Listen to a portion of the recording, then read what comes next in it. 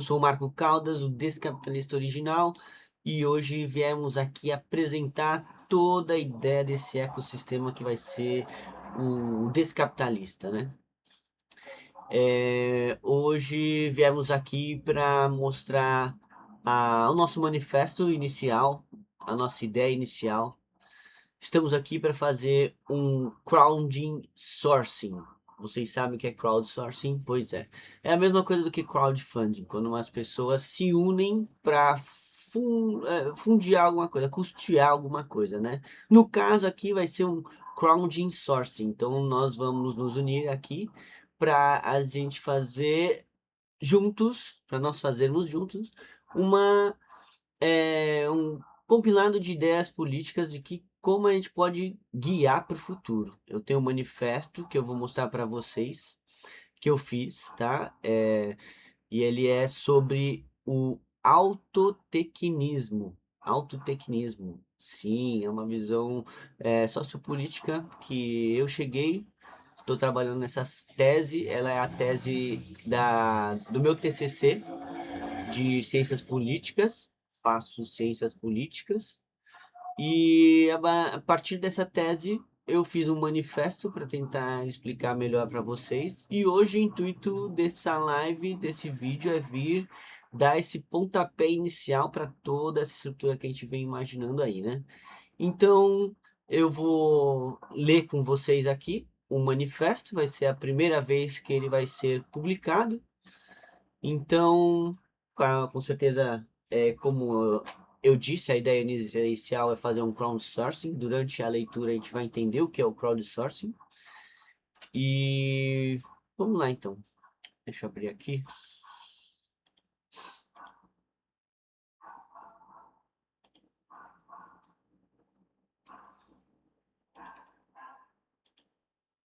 Prontinho.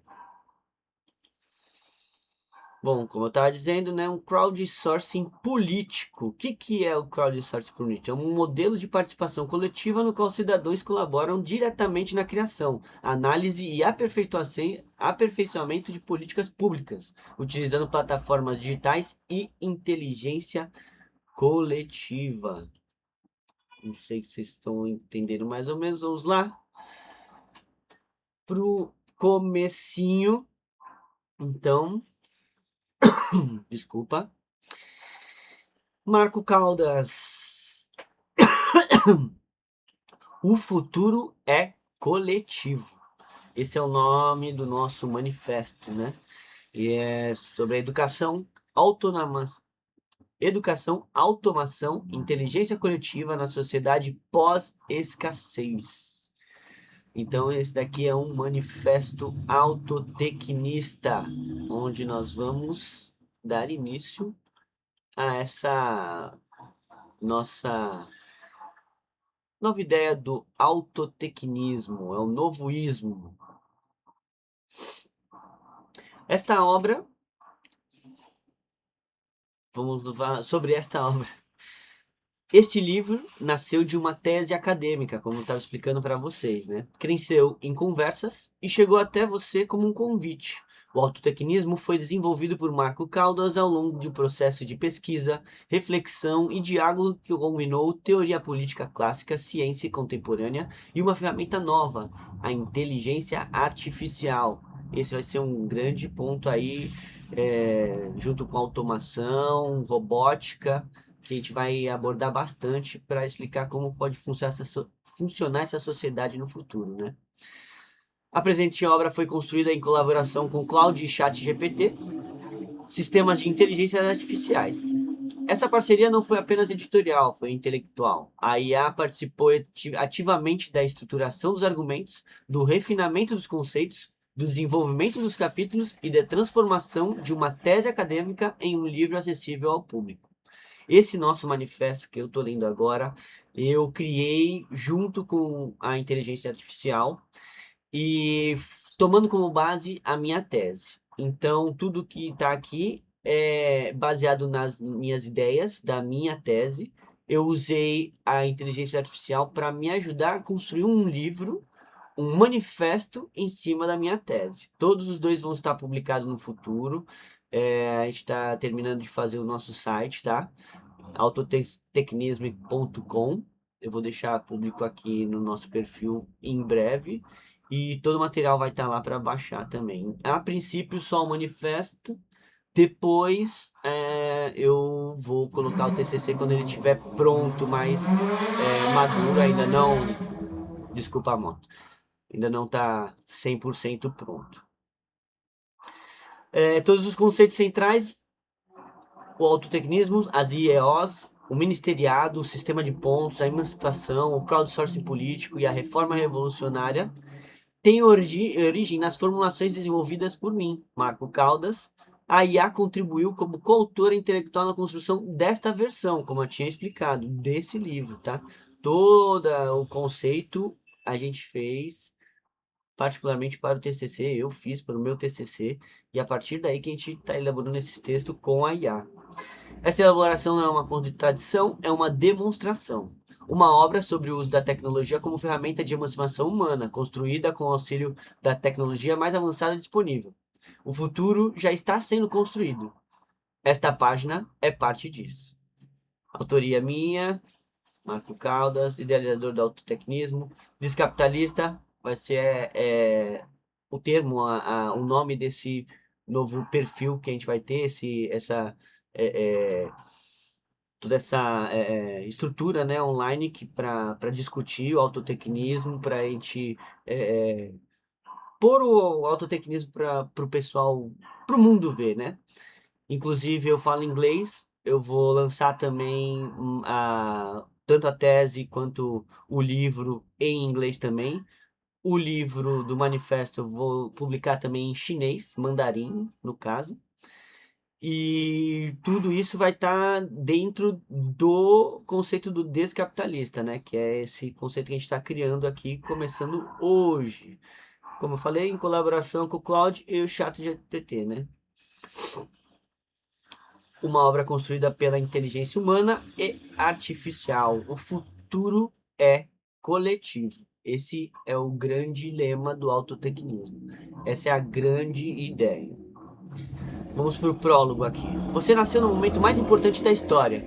Talvez você nunca tenha pensado sobre isso. Talvez seja lendo este texto em um celular.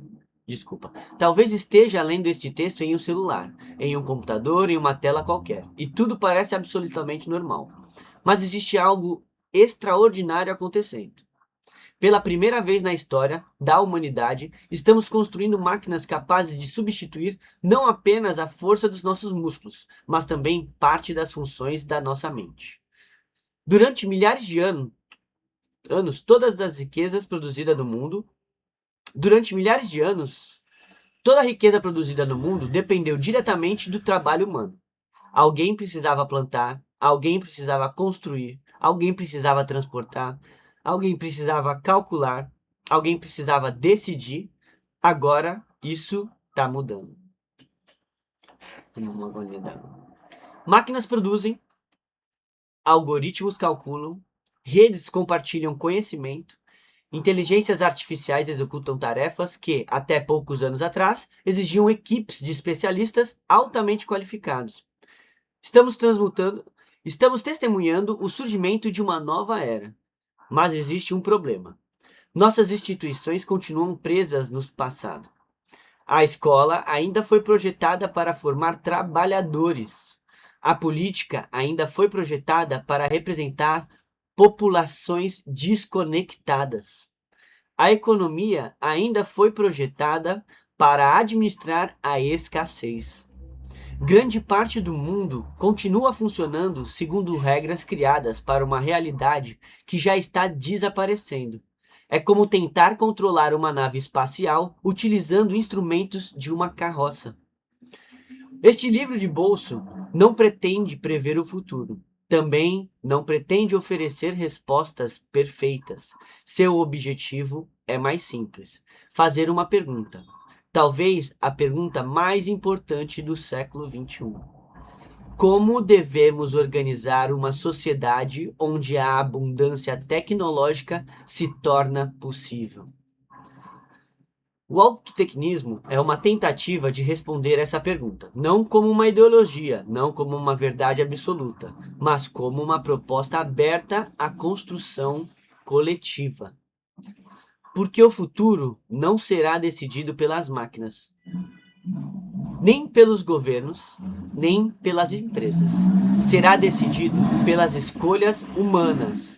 E essas escolhas começam agora. Parte 1. O diagnóstico. A tecnologia não muda quem somos, revela quem escolhemos ser.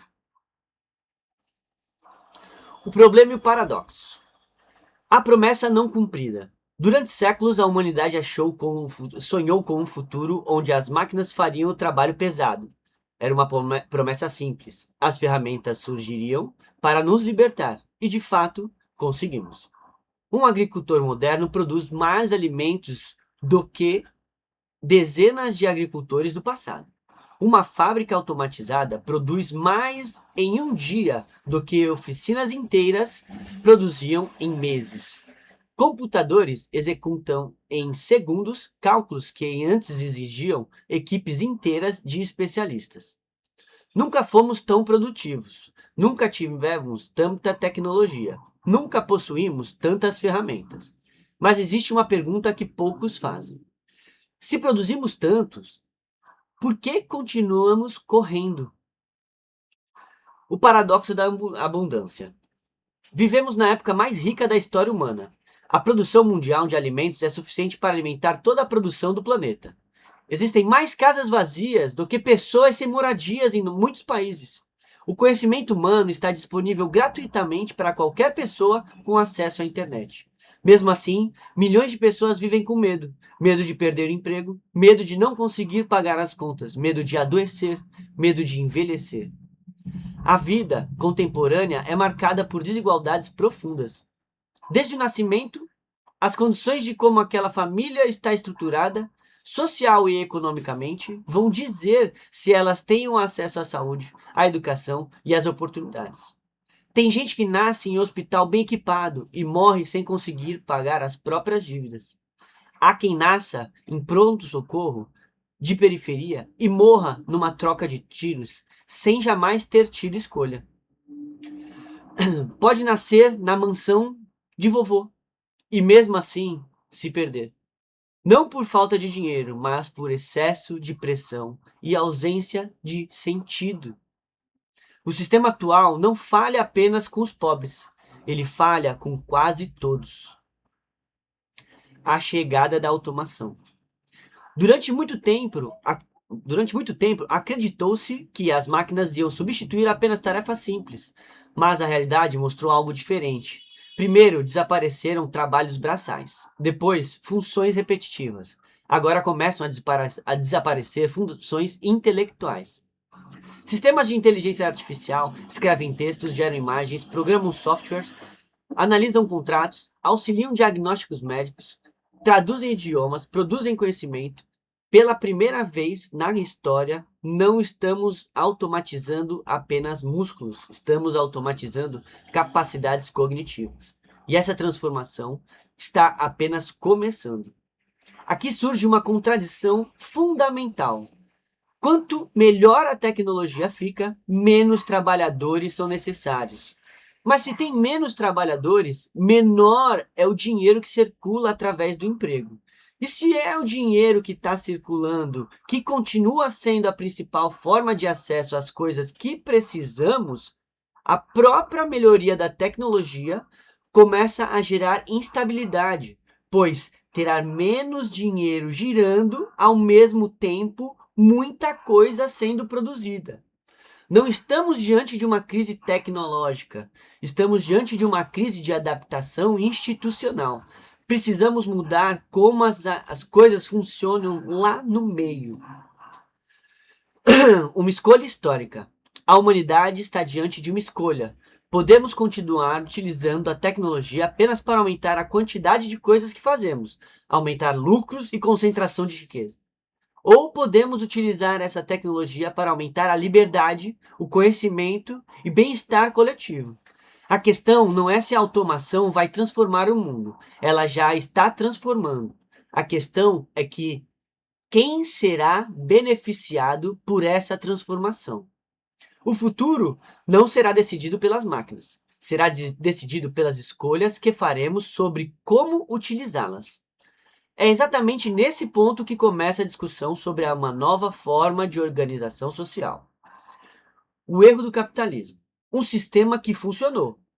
Antes de qualquer crítica, é preciso reconhecer um fato: o capitalismo foi uma das forças mais transformadoras da história humana. Em poucos séculos, ela acelerou a inovação, expandiu a produção, impulsionou a ciência e conectou o planeta inteiro. Nenhum sistema anterior produziu tanta riqueza. Ignorar isso seria desonesto. O capitalismo não venceu porque era malvado, venceu porque funcionava. Quando o sucesso cria um novo problema? Existe uma ironia histórica. O próprio capitalismo foi tão eficiente que começou a reduzir a escassez que justificava sua existência. As máquinas ficaram melhores, a produção ficou mais barata, a informação passou a circular quase gratuitamente, a automação começou a substituir trabalho humano.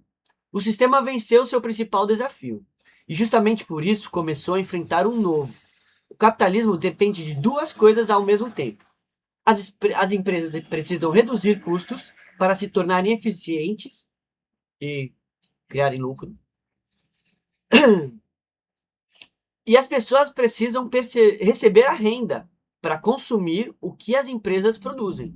Durante muito tempo, essas duas forças coexistiram, mas a automação está mudando essa equação.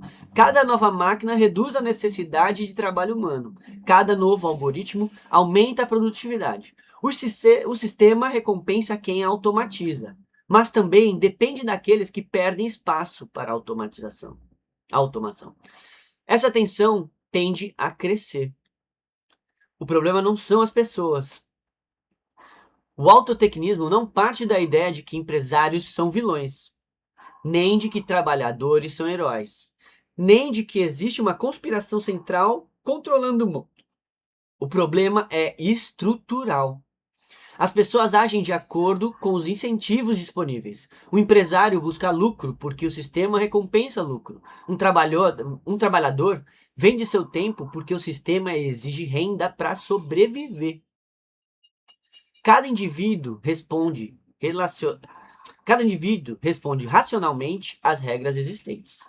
Quando as regras produzem resultados indesejados, a solução não é culpar os jogadores, é revisar o jogo. O debate não é mais sobre criar abundância. A abundância já está sendo criada. O debate é sobre quem terá acesso a ela. E para responder essa pergunta, precisamos imaginar uma nova forma de organização social. Uma forma baseada não apenas na produção, mas na emancipação.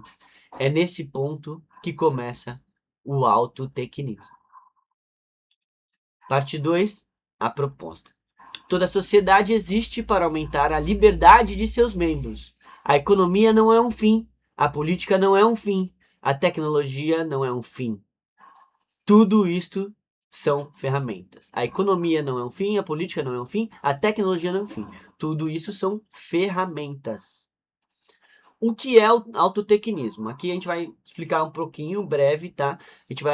O texto que a gente criou, e a inteligência artificial dá uma pincelada por cima. A gente não consegue, né, se aprofundar muito, mas a ideia é só mesmo dar essa introdução para a gente conseguir aos poucos ir debatendo e vendo como é a melhor maneira que a gente consegue fazer isso funcionar.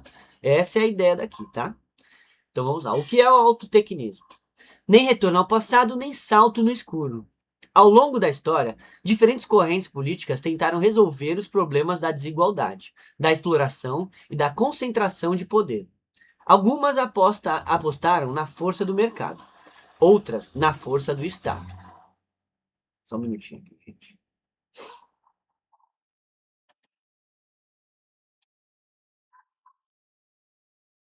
Tá bom.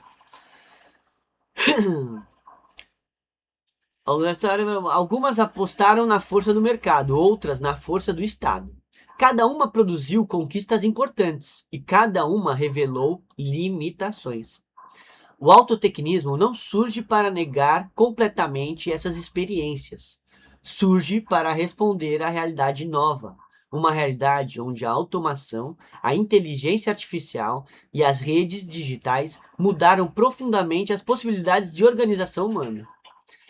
Não se trata de voltar ao passado, nem de repetir modelos do século XIX ou XX. Trata-se de construir instituições adequadas ao século XXI. Os três pilares. Toda a estrutura do autotecnismo repousa sobre três pilares. A educação. Sem educação não existe autonomia. Uma pessoa que não compreende o mundo Sem educação não existe autonomia. Uma pessoa que não compreende o mundo dificilmente consegue participar das decisões que moldam esse mundo. Por isso, a educação deixa de ser apenas preparação para o mercado de trabalho e passa a ser o principal mecanismo de emancipação individual e coletiva. O objetivo não é formar trabalhadores, é formar cidadãos capazes de pensar, criar, colaborar e governar. A tecnologia, a automação, a inteligência artificial, a produção distribuída, a energia renovável e as redes digitais possuem um enorme potencial emancipador. Mas somente quando utilizadas para servir à sociedade como um todo, no autotecnismo, voltando então para dar, a ênfase certinha. A tecnologia é o segundo ponto da estrutura do autotecnismo, né? Que é a automação, a inteligência artificial, a produção distribuída, a energia renovável e as redes digitais possuem um enorme potencial emancipador, mas somente quando utilizados para servir a sociedade como um todo. No autotecnismo, a tecnologia é tratada como patrimônio estratégico da humanidade. Seu objetivo principal é libertar pessoas de tarefas repetitivas, perigosas e desnecessárias.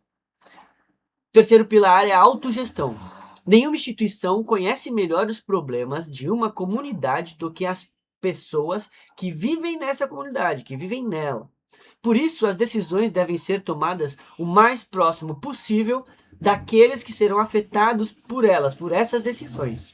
Autogestão não significa ausência de organização. Ela significa distribuição de poder, participação e responsabilidade compartilhada. Uma nova forma de liberdade. Tradicionalmente, liberdade foi entendido como ausência de interferência. Mas existe uma pergunta importante. Uma pessoa é realmente livre se possui acesso à educação? Se não possui. Uma pessoa é realmente livre se ela não possui acesso à educação? Ela é realmente livre? É realmente livre se depende de um empregado para sobreviver amanhã? O emprego. Ela é realmente livre se ela depende de um emprego para sobreviver amanhã? Ela é realmente livre se não consegue participar das decisões que afetam sua própria vida? São conceitos de liberdade, né? O autotecnismo propõe uma liberdade mais ampla, não apenas a liberdade para escolher, mas liberdade para construir, liberdade para participar, liberdade para criar e, o mais importante, liberdade para viver. As IEOs. Vamos lá, essa vai ser um ponto principal no autotecnismo, tá? Essa é a base fonte de toda a, o acolhimento do cidadão no meio dessa organização social, tá? Então, vamos lá tentar explicar conforme for. Eu vou lendo, se eu sentir que faltou alguma coisa, eu falo mais alguma coisa que provavelmente está na tese. Então, vamos lá. As IEOs. A célula fundamental da nova sociedade. Imagine que você pudesse voltar ao século XV e explicar para alguém como funciona uma cidade moderna. Hospitais públicos, universidades, bibliotecas, redes elétricas, internet, transporte coletivo, sistema de saneamento e milhares de profissionais trabalhando de forma coordenada. Imagine explicar isso para uma pessoa lá no século XV. Provavelmente, essa pessoa acreditaria estar ouvindo uma fantasia, uma historinha. Mas nada disso surgiu de uma vez, de uma única vez. Essas instituições foram sendo construídas ao longo dos séculos. O autotecnismo propõe o surgimento de uma nova instituição, capaz de reunir funções que hoje se encontram dispersas. Essas, Essas instituições, não. Cada organização vai ter uma, né? Então, cada organização vai ter a instituição daquela organização e é uma instituição que recebe o nome. Essa instituição recebe o nome de Instituição de Ensino da Organização, ou simplesmente IEO. Muito mais do que uma escola. Apesar do nome, uma IEO não é apenas uma escola. Ela é simultaneamente escola, centro tecnológico, cooperativa produtiva, centro cultural, núcleo de pesquisa, espaço comunitário, laboratório de inovação social e também abrigo. Moradia, né? Seu objetivo não é apenas transmitir conhecimento. Seu objetivo é organizar a produção, a aprendizagem, o desenvolvimento humano e uma mesma estrutura. Uma coisa só, né? Então, trazer isso tudo para uma coisa só. Em uma IEO, aprender e produzir deixam de ser atividades separadas. Então, um estudante não aprende agricultura apenas lendo livros, ele vai praticar, ele vai participar de projetos agrícolas reais, ele vai pôr a mão na massa, ele vai aprender e produzir. Então, a gente vai ter uma parte da agricultura dentro da instituição de ensino e os estudantes que estiverem ligados àquilo, elas vão trabalhar nessa parte da agricultura ao mesmo tempo que estudar. Então, seria, hoje em dia, a gente chama de estágio, mais ou menos uma coisa dessa, mas produzindo coisa real. Praticar de projetos agrícolas reais. Não aprende programação apenas assistindo aula. Então, ele desenvolve sistemas reais. Não aprende administração apenas estudando teorias. Ele vai ajudar a organizar projetos concretos. Em vez de uma etapa da vida, a educação se torna uma prática permanente. Em um mundo onde profissões surgem e desaparecem em poucos anos e tecnologias evoluem continuamente, a aprendizagem não termina com um diploma. Ela se torna parte de uma vida cotidiana. Então, a educação se torna parte da vida cotidiana. No dia a dia, todo dia, você vai estar aprendendo, você vai estar no meio, né, do sistema acadêmico, aprendendo de alguma maneira, ou então, né, prestando seus serviços. O direito de participar. Uma IEO não pertence a um governo, não pertence a uma empresa, não pertence a um partido. A IEO, ela pertence à própria comunidade que a compõe, própria organização que a compõe. Então, a comunidade vai se organizar e, a partir dessa organização, vai ser fundada a instituição de ensino dessa organização. A organização do bairro XYZ. Então, essa é vai ser criado um instituto de educação da organização do bairro XYZ. Toda pessoa tem direito a participar. Toda pessoa pode propor melhorias. Toda pessoa pode contribuir com conhecimento, trabalho ou criatividade. A participação deixa de ser um privilégio, torna-se parte da vida cotidiana. Uma única IEO já seria uma instituição poderosa, mas seu verdadeiro potencial surge quando milhares delas se conectam. Uma descoberta feita em uma comunidade pode beneficiar todas as outras. Uma tecnologia criada em um lugar pode ser replicado em outro. Cada IEO aprende. Todas aprendem juntas. Então, a proposta inicial seria dividirmos em organizações pequenas, pequenos municípios ou então até grandes bairros poderiam ser transformados em instituições, em organizações, né? E cada uma dessa organização teria sua instituição de ensino. Seria como um campus estudantil, grande, mas dentro teria pequenas fábricas, pequenas produções, pequenos negócios que vão atender aquela organização que precisa daquela organização. Os estudantes vão ter espaço para morar dentro dessa instituição vão estudar, vão participar desses projetos, como eu expliquei antes, digamos assim, como é, é, é, um trainee, ou um, um, empresa, um empregado júnior, digamos, um colaborador júnior, assim, digamos assim, né? Vai ganhar, vai ser retribuído por, e vamos falar mais na frente sobre essa retribuição, como vai funcionar. E dentro da IEO vai ser fornecido tudo para todos daquela sociedade, daquela organização. Comida, roupa, abrigo, todos os direitos básicos dos direitos humanos. Isso mais na frente a gente também vai falar. E a partir daí, o estudante que ali tiver, ele vai ter condições de começar uma vida, começar a sair do campus, começar a conseguir construir alguma coisa. Independente de onde veio, independente da idade, chegou numa organização de diferente da sua, gostou daquela organização, como é autogerido, cada organização vai ter suas leis, suas regras, então cheguei numa organização, gostei daqui, quero ficar aqui, meu sistema de ingresso vai ser pelo Instituto de, de, de Ensino, né? Então eu vou entrar lá, vou ver onde eu consigo me adequar. Se eu já vim de uma outra instituição de ensino, né, de uma outra organização, eu posso usar aquilo que eu aprendi lá nessa nova instituição e continuar dentro dela, ajudar ela. E é nessa parte de contribuição entre uma instituição e outra essa integração que a gente vai entrar agora, que se chama o ministeriado. Coordenação sem dominação.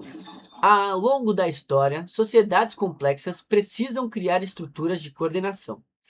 Quanto maior a população, maior a necessidade de organizar recursos, resolver conflitos e compartilhar conhecimento. Foi assim que surgiram governos, ministérios e inúmeras formas de burocracia. Essas estruturas cumpriram, essas estruturas cumpriram funções importantes, mas também produziram um efeito colateral, a concentração de poder. Quanto mais decisões são transferidas para centros distantes, menor se torna a participação das pessoas afetadas por essas decisões. O ministeriado surge para resolver esse problema. Uma rede, não uma pirâmide. O ministeriado não é um governo tradicional, não é uma empresa, não é um partido, não é uma autoridade central. O ministeriado funciona como uma rede de coordenação. Seu papel não é governar as pessoas, seu papel é conectar comunidades. Imagine a internet. Nenhum computador controla toda a rede, mas todos conseguem se comunicar. Agora imagine esse mesmo princípio aplicado à organização social. Cada IEO mantém sua autonomia, cada comunidade mantém sua identidade, mas todas compartilham o conhecimento, infraestrutura e cooperação através de uma rede comum. Essa rede é o ministeriado, tá? Então a ideia é, por exemplo, vão existir instituições de ensino de alguma organização que ela é grande e desenvolvida e vai ter grandes indústrias dentro dela. Essas grandes indústrias vão produzir coisa além do que aquela organização específica vai precisar. Então, essa indústria dessa IO vai compartilhar tudo que é produzido a mais do que ela precisa com o ministeriado. E tudo que aquela IEO precisa, que ela não produz, esse ministeriado vai mandar para ela. Então é uma troca. Toda instituição de ensino, instituto de ensino, né, de toda organização vai ter essa troca com o ministeriado. Tudo que a organização, o instituto de ensino daquela organização precisar, o ministeriado vai prover. E tudo aquilo que for produzido a mais, que não for usado naquele instituto de ensino da organização, vai ser mandado para o ministeriado também. Qualquer tipo de coisa. Arte, comida, é, é, coisa básica, enfeite, qualquer coisa que for produzida, até eletrodoméstico. Se uma instituição de ensino tiver uma indústria que faz eletrodoméstico, por exemplo, uma instituição de ensino vizinha pode desenvolver um sistema para produzir alguma peça, algum componente para aquela indústria que normalmente ela utilizava uma coisa que vinha de fora, ou então mais distante. E aí um outro instituto do lado dessa instituto distante que produzia aquele componente pode ser, né, fortificado pelo ministeriado e transformar e trazer outra indústria para lá. Então a ideia é distribuir recurso, tanto recursos finais como recursos indústria, né? Então não seria, os meios de produção não seriam de ninguém e também nem de todo mundo, mas seriam interligados. As organizações teriam seus meios de produção para produzir em abundância e essa abundância ser redistribuída no sistema interligado, né? Essa é a ideia da rede do ministeriado, tá? O papel da inteligência artificial. Uma das limitações históricas da democracia sempre foi a capacidade de processar informações. Sociedades modernas geram uma quantidade gigantesca de dados. Nenhum ser humano consegue analisar tudo. É aqui que a inteligência artificial assume um papel novo. Não como governante, não como autoridade, mas como ferramenta.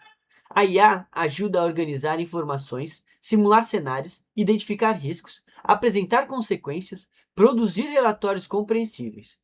A decisão continua humana, mas passa a ser informada por uma capacidade analítica sem precedentes. Transparência não é exceção, é o padrão. Projetos, orçamentos, indicadores, resultados, tudo disponível para consulta pública. Quanto mais informação circula, menor a necessidade da confiança cega, de confiança cega. O desaparecimento do Estado. Muitas propostas políticas falam sobre em abolir o Estado. O autotecnismo não segue um caminho diferente. Opa! Pelo contrário. Muitas propostas políticas falam em abolir o Estado. O autotecnismo segue um caminho diferente. O Estado não é destruído, não é derrubado, não é eliminado por decreto. Ele simplesmente perde a função. À medida que comunidades se tornam mais autônomas e capazes de resolver seus próprios problemas, a necessidade de estruturas centralizadas diminui. O poder deixa de subir para o topo para circular apenas pela rede, passa a circular apenas pela rede. O Estado não desaparece porque foi derretado. Ele desaparece porque se tornou redundante. Nós não precisamos proibir os cavalos quando se criou o carro, mas os cavalos deixaram de ser usados. Nós não precisamos proibir as máquinas de escrever quando o computador foi lançado, quando fizemos o computador. Ele apenas deixou de ser útil. Essa é a questão. O sistema de pontos, vamos lá. Reconhecimento, contribuição e emancipação.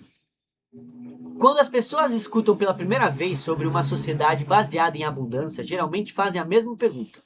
Se as necessidades básicas estão garantidas, por que alguém trabalharia? A pergunta parece lógica, mas ela revela algo curioso. Estamos tão acostumados a associar trabalho à sobrevivência que muitas vezes esquecemos quantas atividades humanas são realizadas sem qualquer obrigação econômica. Pais cuidam dos filhos, artistas produzem arte, obras, pesquisadores investigam problemas, programadores desenvolvem projetos de código aberto, voluntários ajudam comunidades. Nem toda motivação humana nasce do dinheiro. O sistema de pontos nasce dessa compreensão. Não é dinheiro. O sistema de pontos não é uma nova moeda. Não foi criado para acumular riqueza. Não foi criado para gerar juros. não foi criado para permitir concentração de poder econômico. Seu objetivo é diferente. Reconhecer, distribuir. Desculpa. Seu objetivo é diferente. Reconhecer distribuição e facilitar processos de emancipação. Precisamos melhorar essa parte. É importante compreender uma diferença fundamental. No autotecnismo, os pontos não servem para acessar necessidades básicas. Moradia básica, educação, saúde, alimentação, essencial, tudo isso faz parte das garantias fundamentais da sociedade, das IEOs, como eu já havia comentado. Ninguém precisa acumular pontos para sobreviver. Os pontos entram em cena depois que a sobrevivência já está assegurada. Essa diferença muda completamente a lógica do sistema. O risco da nova elite. Vamos comentar um pouco. Por que essa nova, como esse novo funcionamento muda essa lógica do sistema, né? Você não ia precisar, os seus pontos você não ia precisar gastar para comer, para morar, para cuidar da sua saúde, para ir para a escola, para se transportar. Esse sistema de pontos você iria usar para conquistar o além do que é fornecido já pela instituição de ensino, né? Pelo instituto de ensino da organização. Por exemplo, você não quer mais morar no abrigo, no campus do IEO, você terá a oportunidade de, com esses pontos, ir morar num apartamento diferente, ir morar numa casa diferente, comprar eletrodomésticos diferentes, comprar roupas diferentes, comprar o que você quiser. O mercado não vai deixar de existir. Ele só não vai ser para a sobrevivência. O mercado vai voltar a ter a conotação original que é trocar, troca. E o ponto vai estar ali para simplificar essa troca. Simples assim. Escambo, vocês diriam? Não sei. O risco da nova elite. Toda a sociedade precisa lidar com uma pergunta difícil: como evitar que sistemas de reconhecimento se transformem em sistemas de poder? O autotecnismo reconhece esse risco e é por isso os pontos possuem limitações fundamentais. Eles não podem ser herdados, não podem ser vendidos, não podem ser acumulados indefinidamente para controlar outras pessoas. Sua função não é criar aristocracias, é registrar trajetórias. Cada geração constrói seu próprio caminho. Vamos para a parte 3 agora. Acho que deu para entender essa parte aqui, né? Então, você não pode acumular, você não pode. O máximo que você pode ali adquirir de pontos vai ser se você tiver uma ideia junto com mais outro cidadão ali do seu instituto, da sua instituição, de fazer uma nova, sei lá, pequena indústria. Uma nova pequena indústria de travesseiro, da NASA aí, qualquer coisa, qualquer o que você imaginar. Então você e seu amigo vão ter que estudar essas ferramentas que se usam nessa produção, seja impressora 3D de aço, impressora 3D de plástico, qualquer coisa. Então vocês vão ter que estudar como manipular as máquinas para aquilo que você quer inaugurar, inventar.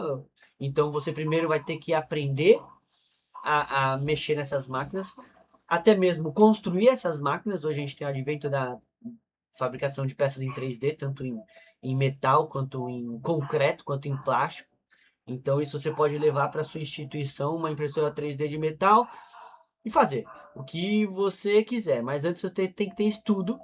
Enquanto você está estudando, você vai estar trabalhando, como a gente já disse lá atrás. Trabalhando e estudando, você vai estar gerando pontos. Você pode se juntar com algum conhecido, algum amigo seu que tem essa mesma ideia. E só assim vocês vão conseguir criar um projeto, colocar esse projeto em votação dentro do seu IEO E se for aceito pela maioria, vocês vão conseguir juntar ponto para desenvolver e começar aquele novo projeto.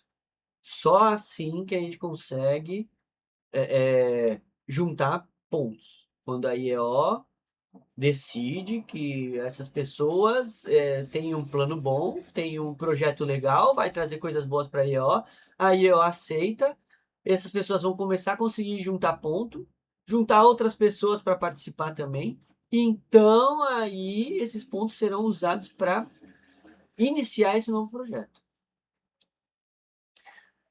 A governança do futuro. A democracia representativa foi uma das maiores conquistas da história humana, mas não precisa ser o estágio final da evolução política. Então, a democracia representativa é o que a gente vive, a gente põe representantes no Senado, na Câmara dos Deputados, na presidência, são representantes, a gente vota por um representante. Então, a democracia que a gente vive hoje em dia não é uma democracia real, ela é representativa. A gente vota em pessoas que vão votar por nós. Que tá agora essa barbárie toda dessas votações todas que acontecem em Senado e lá e ninguém vota com o povo, né? Todo mundo vota ali de acordo com os seus interesses. Então essa democracia representativa foi uma das maiores conquistas da história humana. A gente conseguiu muito com isso, né? Mas ela não precisa ser o último estágio, o estágio final dessa evolução política da gente. Nós já temos hoje em dia artifícios e tecnologia suficiente para nós mesmos darmos as nossas opiniões, sem precisar que terceiro dê a sua opinião. Entendeu? Votar em terceiro para esse terceiro dar a opinião dele. E é por isso que a gente entra nessa terceira parte, que é a governança do futuro, e a gente vai debater um pouquinho isso aí. De novo, pessoal, esse daqui é a minha primeira versão do Manifesto Autotecnista. Então, já aqui lendo com vocês, já li umas 2, 3 vezes, mas toda vez que a gente lê, eu vejo uma coisa que está aqui, como eu disse para vocês, é uma colaboração entre eu e a inteligência artificial. De acordo com a tese, tem muitos pontos que tem na tese que aqui não tem, que aqui é só mesmo para dar uma ideia, né? De como funcionaria, mas esmiuçar lá o por dentro, assim, vai ser no dia a dia aqui com vocês. A gente vai debatendo e a gente vai construir esse futuro junto. O futuro é coletivo, como eu já disse. Vamos lá, continuando, desculpa. O verdadeiro objetivo da sociedade. Toda instituição deveria responder uma pergunta simples: para que ela existe? Uma escola existe para quê? Um governo existe para quê? Uma economia existe para quê? Uma sociedade existe para quê? Ao longo da história, diferentes respostas foram apresentadas. Produzir riqueza, garantir ordem, proteger fronteiras, expandir mercados, acumular poder, mas existe uma resposta mais fundamental.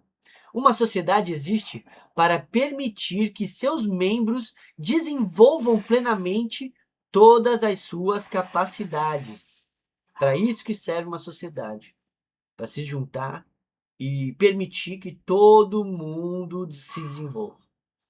Ela existe para ampliar possibilidades, reduzir limitações, transformar potencial em realidade. Em outras palavras, a sociedade existe para emancipar. A jornada da emancipação.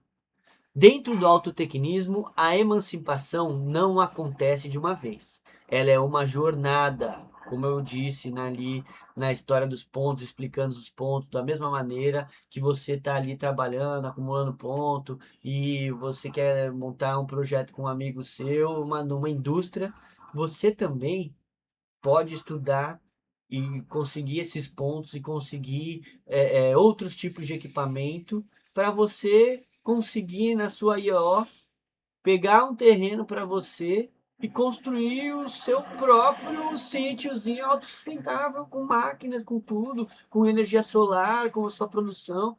Essa é a ideia da emancipação. Entendeu? A gente aos poucos, vamos lá. A jornada da emancipação. Dentro do autotecnismo, não acontece uma vez, não é uma jornada, possibilidades, depois desenvolve autonomia com o tempo, é isso. Então, dentro do autotecnismo, a emancipação não acontece de uma vez. Ela é uma jornada. Primeiro a pessoa aprende, depois ela participa, depois ela contribui, depois ela assume responsabilidades, depois desenvolve autonomia e com o tempo acumula conhecimento, experiência e reconhecimento social. Gradualmente, deixa de depender da estrutura que a formou. Então ela vai deixar de depender da IEO e vai conseguir montar suas coisinhas ali individuais. Se quiser, se não quiser, também não precisa. E gradualmente deixa de depender da estrutura que a formou. E passa a se tornar capaz de construir novas estruturas. Esse processo, inclusive, se quiser, no futuro, ele pode até ver como em outra região, organizar outras pessoas em outro lugar e criar uma nova instituição de ensino de uma outra organização. Esse processo é o verdadeiro indicador de sucesso do sistema. Existe algo curioso no autotecnismo. Quanto melhor o sistema funciona, menos poder suas instituições precisam exercer. Quanto mais educadas as pessoas se tornam, quanto mais autônomas as comunidades se tornam, quanto mais distribuído o conhecimento se torna, menor é a necessidade de controle, de burocracia e de autoridade central. O sistema não nasce através da concentração, cresce através da distribuição. Crowdsourcing político e a reforma revolucionária. A inteligência coletiva como forma de governo. Vamos lá. A inteligência coletiva como forma de governo. Durante séculos, a política foi limitada por um problema simples. A informação era escassa, a comunicação era lenta, as populações eram enormes e a participação direta, como eu já falei, era praticamente impossível. Por isso surgiram os representantes. A ideia fazia sentido. Se milhões de pessoas não podiam participar das decisões, algumas delas precisariam decidir em nome das demais. Durante muito tempo, essa foi a melhor solução disponível, mas o mundo mudou. Hoje, carregamos dispositivos conectados. Deixa eu mostrar o meu aqui. Carregamos dispositivos conectados permanentemente à maior rede de informação da história humana. A tecnologia mudou. As instituições permaneceram praticamente as mesmas. O resultado é uma crescente sensação de distanciamento entre a população e o poder político. E é nisso, é justamente isso que faz toda essa famosa chamada polarização. Nós não nos vemos mais tão dentro assim de decisões políticas. E a gente se polariza, prefere defender um ou outro para tentar ali fazer parte da política, mas nenhum nem outro vai estar 100% de acordo como você está 100% de acordo com as suas opiniões. Ninguém vai conseguir representar 100% as suas opiniões. E se aproveitando disso, cria-se essa empatia. Eu aposto que você nem gosta tanto desse seu político de estimação. Você odeia mais o outro. Você escolhe um porque o outro é pior. Isso é horrível. Isso transforma essa batalha que a gente tem hoje. Essa briga que a gente tem hoje. Não é porque você acha que o seu é melhor. É porque você odeia o outro. E aí entra nessa polaridade. E isso, eu acredito, que seja uma construção intencional desse sistema que está aí. Que estamos aqui agora para mudar. Vamos lá. Continuando aqui com o manifesto. O que é crowdsourcing político? Crowdsourcing político significa utilizar a inteligência coletiva para produzir políticas públicas. Em vez de limitar a participação ao momento do voto, a população participa continuamente da construção das soluções. As pessoas, através daqui, ó.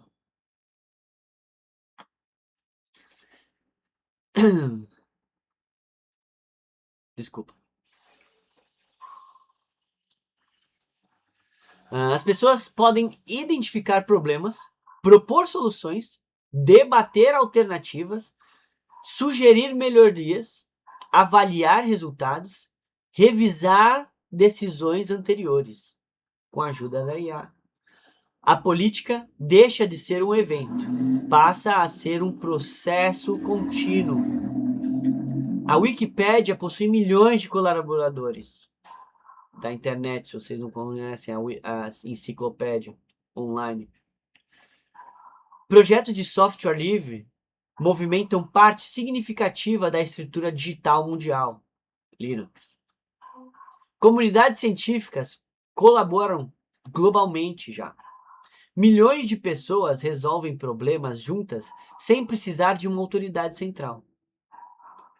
O autotecnismo parte de uma pergunta: se isso funciona para produzir conhecimento, por que não pode funcionar para produzir políticas públicas?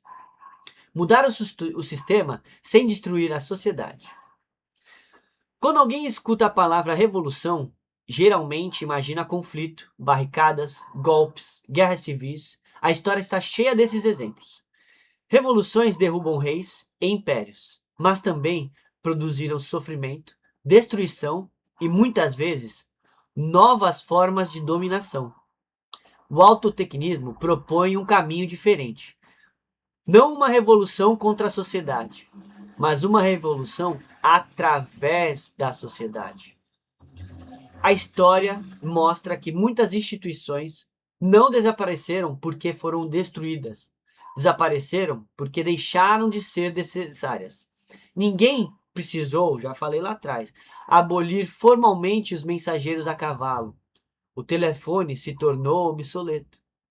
O telefone os tornou obsoleto. A gente não precisa mais de mensageiro a cavalo, a gente ligava, hoje é mensagem. Ninguém precisou substituir máquinas de escrever. Os computadores as substituíram. A transformação mais eficiente raramente acontece pela força. Ela acontece pela substituição. O autotecnismo não busca tornar o controle das instituições.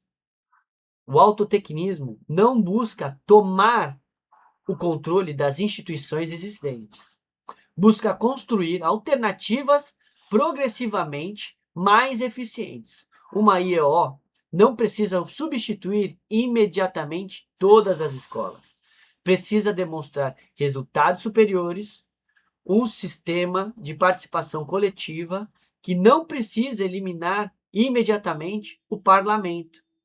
Precisa mostrar que produz decisões melhores. Vamos lá, resumindo aqui. Então, a gente não precisa acabar com o que está aí. A gente só precisa demonstrar que o que a gente está construindo a partir de agora aqui é melhor do que já existe. E com resultado. Vocês entenderem, né? Com resultado. Então, a gente precisa mostrar que o autotecnismo produz decisões melhores, ele produz resultados superiores, ele produz uma sociedade muito mais horizontal. As três frentes. A reforma revolucionária opera em três frentes simultâneas e complementares. Reforma revolucionária foi um termo que eu dei aqui para tentar fugir de toda aquela discussão que já existe sobre as revoluções, sobre ser revolucionário, sobre ser reformista. Então, eu estou tentando desbravar uma coisa diferente, que com certeza vocês aí desse debate vão falar que eu estou falando isso, estou defendendo isso como não sei quem defende, ou então estou falando aquilo como não sei quem fala. Mas é uma construção que estamos fazendo aqui para conseguir conciliar todas essas ideias com a tecnologia, tudo esses conceitos do século XIX, né, que são discutidos desde o século XIX.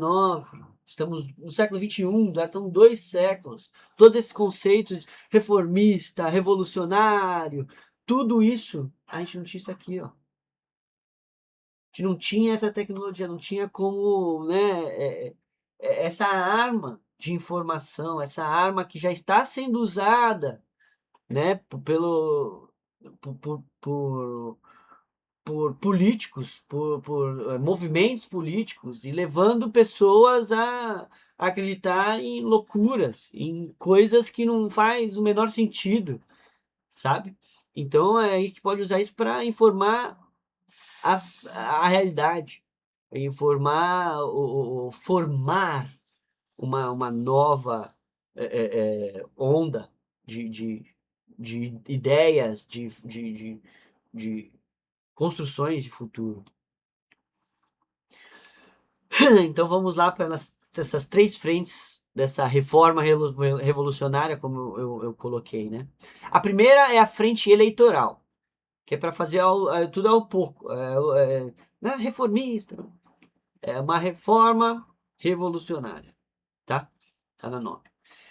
Então, eleitoral, utilizar os mecanismos democráticos existentes para eleger representantes genuinamente comprometidos com os interesses da maioria, iniciando por dentro do Estado as reformas estruturais que o autotecnismo propõe, começando pela reforma agrária e avançando para a reforma financeira, tá? Isso já está sendo debatido hoje em dia no nosso cenário político, que é justamente isso, né? A gente tem já tentando aí nessas últimas eleições colocar políticos que realmente, genuinamente estão interessados em proteger o interesse da maioria, né? Da maioria das pessoas e não da minoria. Que hoje em dia o poder tomou as instituições. Então, poder financeiro. Quem tem dinheiro paga a melhor propaganda política e se elege. Então, normalmente, quem está sendo eleito são os defensores daqueles que estão no poder. Então, se a gente vota e elege esses mandados por quem tem o poder, significa que eles estão ali para manter as regras do jeito que está, para quem está no poder se manter no poder, tá? E aqui no Brasil, a polarização não sai disso. Os dois lados que está se desenvolvendo aqui no Brasil, essa polarização que existe no Brasil, ainda é para continuar protegendo os interesses desses poderosos aqui no Brasil. Não importa de que lado você vai falar e tentar proteger, você não está enxergando direito. Todos os dois lados dessa polarização ainda estão no poder porque eles ainda atuam para manter a estrutura de acordo para eles manterem o poder. Eles não estão lá para proteger o nosso interesse, o interesse da maioria. E é isso que a gente tem que fazer. Eu acredito e já estou vendo uma movimentação na internet aqui no Brasil para a gente conseguir isso. A gente conseguir colocar mais pessoas lá dentro que realmente estão com nós aqui fora, com a maioria. Então, estamos votando em pessoas como nós, pessoas do, digamos, povão, as pessoas que entendem o que é viver nesse mundo que a gente vive hoje, que é sem querer, né, ficar puxando aqui uma coisa ou outra, mas viver para trabalhar. Na verdade, não, é trabalhar para viver, tá? Horas transporte, horas resolvendo problemas que só vão beneficiar essas mesmas pessoas. Então a gente tem que ver esse povo que está ali, ó, gastando esse tempo para no final, só manter esses poderosos. Somos nós. Somos nós. Trabalhadores. Não queria falar, né? Mas é isso mesmo. A segunda é a frente digital. Então, ó, já pegando o gancho do que eu falei que já está construindo e é o que a gente tem que construir, né? Ocupar o espaço público das redes sociais com debate qualificado, realmente debater o que a gente precisa. O precisa não é, a gente precisa de uma revolução, a gente precisa de uma reforma, a gente precisa. Não, a gente tem que debater os miúdos lá embaixo. O que a gente precisa? Saneamento básico. O que a gente precisa? Educação básica de qualidade. O que a gente precisa? Saúde de qualidade. É isso que a gente tem que discutir. É isso. É isso. E não, ah, putz, tantas outras discussões que existem aí no Senado que não leva a nada a não ser uma enrolação. Querer debater a vida privada das pessoas, o que ela faz ou deixa de fazer com o próprio corpo, é uma perda de tempo sem fundamento nenhum. Um lado dessa polarização está tão preocupado em discutir o que a pessoa vai fazer com o próprio corpo ou não, se o Estado vai permitir ou não vai permitir a liberdade. Se você se diz a favor da liberdade, você tem que entender que todo mundo tem essa liberdade, principalmente sobre o próprio corpo. Sobre o próprio corpo. Então, toda essa, sabe, que o pessoal chama de a woke, a agenda woke, esquerda camala, sabe? A direita, né, aqui só serve e só fala, não tem ideia do que é política e tal, só sabe falar contra as ideias dessa esquerda Kamala, dessa estrela woke, que não é esquerda, como eu acabei de falar, são os dois polos que continuam protegendo os interesses dos mesmos poderes, tá? Se você acha, imagina, comunismo, tá viajando, não existe. Não existiu em nenhum lugar e nem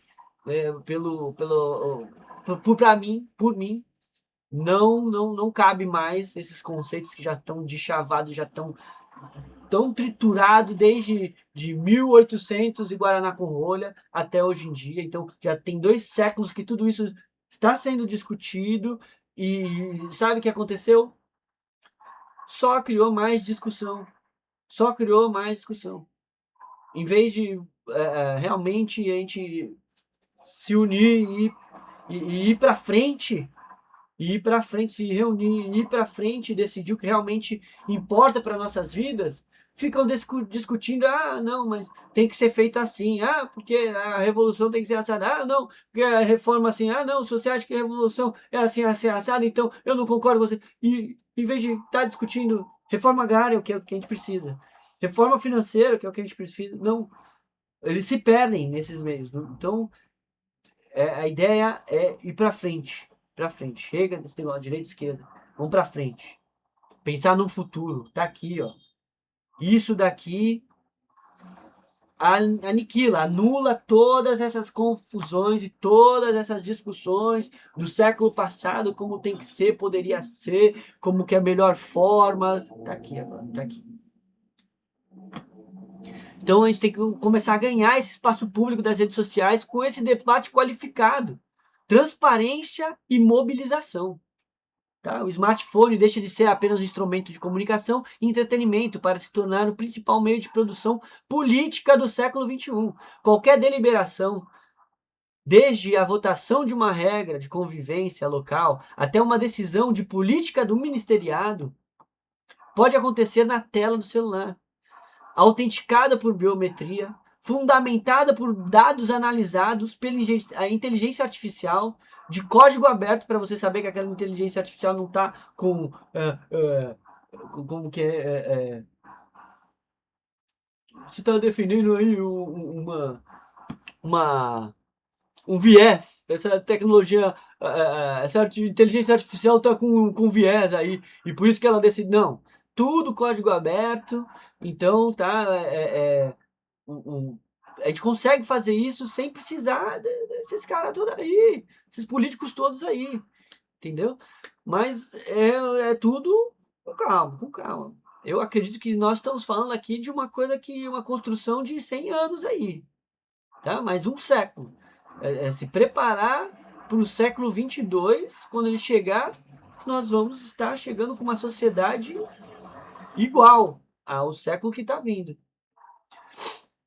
Pode acontecer na tela do celular autenticada por biometria, fundada por dados analisados por inteligência artificial de código aberto. A revolução não precisa de barricadas.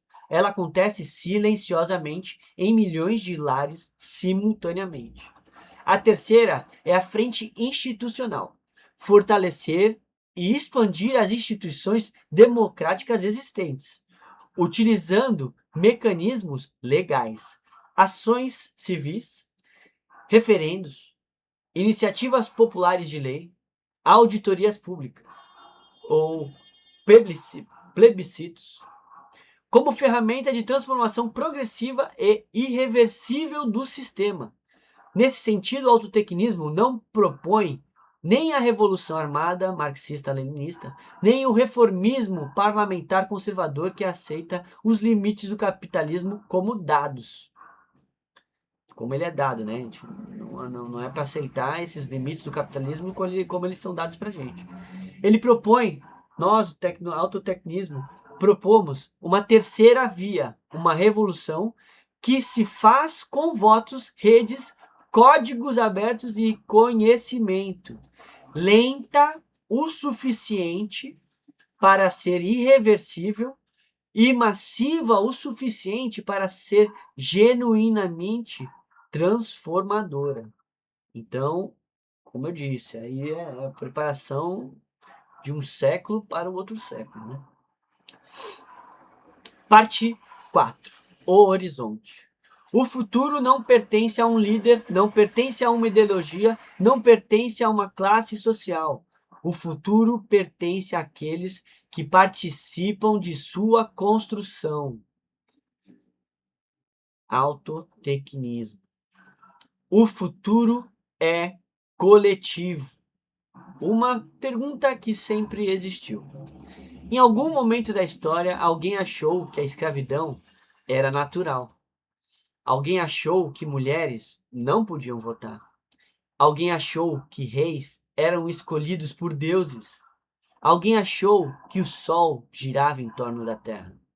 Cada geração carrega verdades que a próxima vai questionar. Cada época acredita que suas instituições são permanentes. A história mostra o contrário. Estamos nesse momento, a transição está acontecendo, não em um futuro distante, mas agora. Enquanto você lê essas linhas, enquanto você me escuta, máquinas produzem, algoritmos decidem, redes se conectam, inteligências artificiais aprendem. O que antes parecia ficção científica tornou-se parte do cotidiano. A questão não é mais se o mundo vai mudar. A questão é o que faremos com a mudança. O risco real da abundância. Existe um paradoxo diante de nós que nenhuma teoria consegue ignorar. A mesma tecnologia capaz de libertar bilhões de pessoas também pode concentrar poder em uma escala sem precedentes da história. A mesma automoção capaz de eliminar poder de escala, né? Pessoas, a mesma tecnologia capaz de libertar bilhões de pessoas também pode concentrar poder em uma escala sem precedentes históricos. Qual a escala é essa? 1 trilhão. 1 trilhão de dólares. Existe uma pessoa que tem 1 trilhão de dólares. Isso é cerca de mais do que 40% da sociedade junta. Uma pessoa tem mais do que 40% da sociedade junta. Vamos lá. Agora, precedentes históricos. A mesma automação capaz de eliminar trabalhos degradantes pode ampliar desigualdades. A mesma inteligência artificial capaz de democratizar conhecimento pode ser utilizada para controlar os comportamentos, manipular decisões, vigiar populações inteiras. A tecnologia não possui vontade própria. Ela amplia intenções humanas. Se quem a controla deseja concentrar poder, ela concentrará poder. Se quem controla a inteligência artificial deseja distribuir liberdade, ela vai distribuir a liberdade. Por isso, o futuro não será determinado pelas máquinas, será determinado pelas escolhas que fizermos sobre as máquinas, sobre elas, e sobre quem as controla, nós. Essa é a razão pela qual o autotecnismo não é apenas uma proposta econômica ou tecnológica. É uma proposta política, uma escolha sobre que tipo de sociedade queremos construir enquanto ainda temos a possibilidade de escolher. O que a humanidade pode se tornar? Durante milênios, a humanidade lutou para sobreviver. Grande parte da energia humana foi dedicada à produção das necessidades básicas: comida, abrigo, segurança. Agora, começamos a nos aproximar de algo inédito. A capacidade produtiva está se tornando cada vez menos dependente do esforço humano direto. Isso não significa o fim do trabalho. Significa o início de uma nova relação com ele. Uma relação onde a sobrevivência deixa de ocupar todo o horizonte. Voltando, vai. Agora começamos a nos aproximar de algo inédito. A capacidade produtiva, nossa capacidade produtiva de produzir coisas, está se tornando cada vez menos dependente do esforço humano direto. Então, nós estamos produzindo cada vez mais sem precisar trabalhar tanto, trabalhando cada vez menos, na verdade. Isso não significa que a gente vai acabar com o trabalho. Não significa que o trabalho vai deixar de existir. Significa o início de uma nova relação com o trabalho. Uma relação onde a sobrevivência deixa de ocupar todo o horizonte da existência. Então, hoje em dia, nossa sobrevivência aqui, basicamente, é a nossa existência. A gente existe para sobreviver. E é disso que a gente está falando que tem que acabar. Quando a sobrevivência deixa de ser a principal preocupação, uma pergunta antiga retorna. Talvez a pergunta mais importante de todas. O que significa viver bem? Durante muito tempo, essa questão foi um privilégio de poucos. Hoje, ela pode se tornar uma questão coletiva. O que faremos com mais tempo? O que construiremos quando não estivermos ocupados apenas tentando sobreviver? Arte, ciência, exploração, educação, pesquisa, criação, comunidade filosófica, filosofia, aventura, contemplação. A liberdade não elimina o propósito, ela permite escolhê-lo. Uma civilização da emancipação. O verdadeiro objetivo do autotecnismo não é criar riqueza, não é criar eficiência, não é criar tecnologia. Tudo isso são meios. O objetivo final do autotecnismo é a emancipação humana, uma sociedade onde cada pessoa possua condições reais de desenvolver seu potencial, onde o conhecimento seja acessível, onde a participação seja possível, onde a sobrevivência não seja utilizada como instrumento de coerção, onde a liberdade deixe de ser um privilégio e se torne uma possibilidade concreta. Não é uma utopia, uma direção. O autotecnismo não oferece um modelo definitivo, perfeito. Nenhum sistema será perfeito. Nenhuma sociedade eliminará todos os conflitos. Tanto é que quanto mais a tecnologia aumenta, ela produz novos conflitos, novos desafios, né? A humanidade continuará enfrentando desafios, continuará cometendo erros, continuará aprendendo. O objetivo não é alcançar um estado final de perfeição. O objetivo é avançar na direção certa. Vamos para frente. A responsabilidade desta geração. Cada geração recebe um mundo construído pelas que vieram antes. E cada geração decide o que fará com essa herança. A nossa geração recebeu ferramentas extraordinárias: automação, inteligência artificial, comunicação global, capacidade produtiva sem precedentes. Essas ferramentas podem ampliar a liberdade humana ou podem ampliar mecanismos de controle. A escolha permanece aberta. Nenhuma lei criará automaticamente uma sociedade livre. Nenhuma eleição resolverá todos os problemas. Nenhuma tecnologia salvará a humanidade sozinha. O futuro não será entregue, ele será construído. A única pergunta realmente importante é: quem participará da construção? E a resposta é você. Você vai participar dessa construção. Eu vou participar dessa construção. E todos que escolherem participar de vez em vez de apenas observar, né?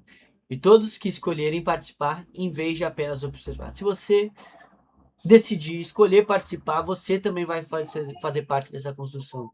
Vai fazer parte desse desenvolvimento aqui, desse canal, dessa onda descapitalista. E, de novo, o futuro é coletivo. Vamos para o pós-fácil aqui, rapidinho. Uma conversa aberta. Se você chegou até aqui, talvez concorde com algumas ideias deste livro. Talvez discorde de muitas dessas ideias. Talvez considere algumas inviáveis. Talvez enxergue problemas que ainda não foram resolvidos. Isso é esperado. O autotecnismo não nasceu para encerrar debates, nasceu para iniciá-los. Nenhuma proposta para o futuro deveria ser considerada definitiva. O mundo muda, a tecnologia muda, as sociedades humanas mudam.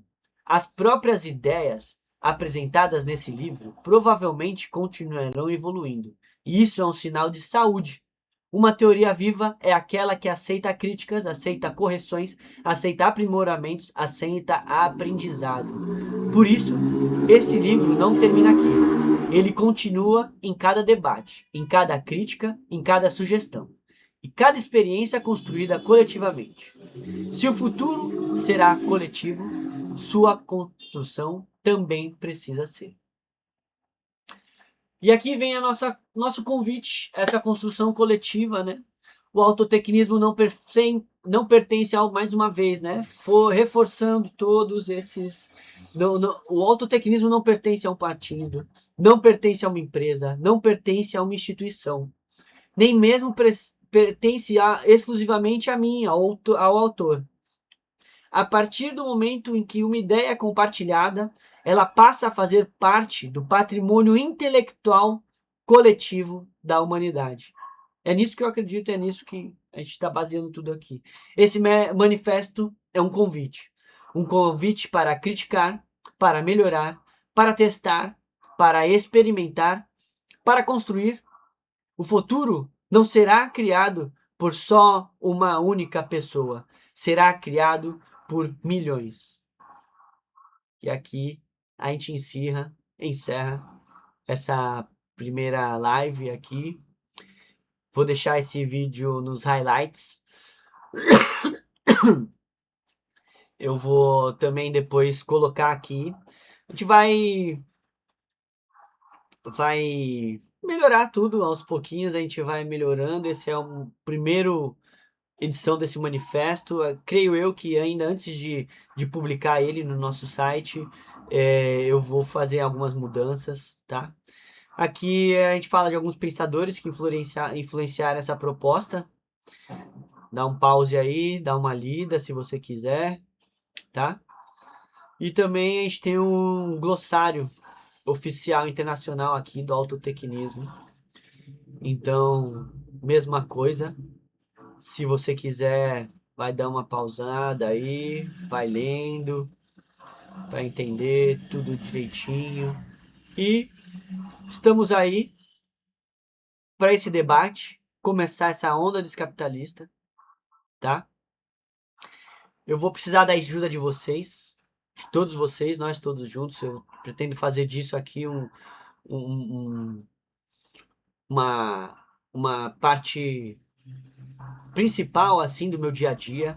Então, querendo ou não, a gente vai precisar de ajuda, uma ajuda coletiva aí para a gente conseguir colocar tudo para frente. E muito obrigado, você ficou até aqui. E é isso aí. Poxa vida, meu, agora que eu vi essa porcaria da câmera, estourou a luz na minha cara. Ai, meu Deus. Mas vamos dar um jeitinho aqui rapidinho pra gente voltar.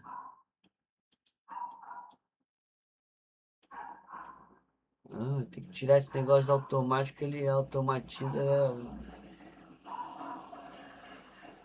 Melhor agora, melhor agora. Vamos para. Prontinho. Pessoal, muito obrigado. Ninguém mandou nenhum convite, nenhuma mensagem, não esperava nada diferente aqui nessa primeira transmissão, nessa primeira live. No canal Roxinho, né? Não podemos falar, então. Descapitalista. Em todas as redes sociais que você procurar, @descapitalista, estamos lá. Tá ok? Obrigado. Bom dia, boa tarde, boa noite. A gente se despede por aqui. Tchau.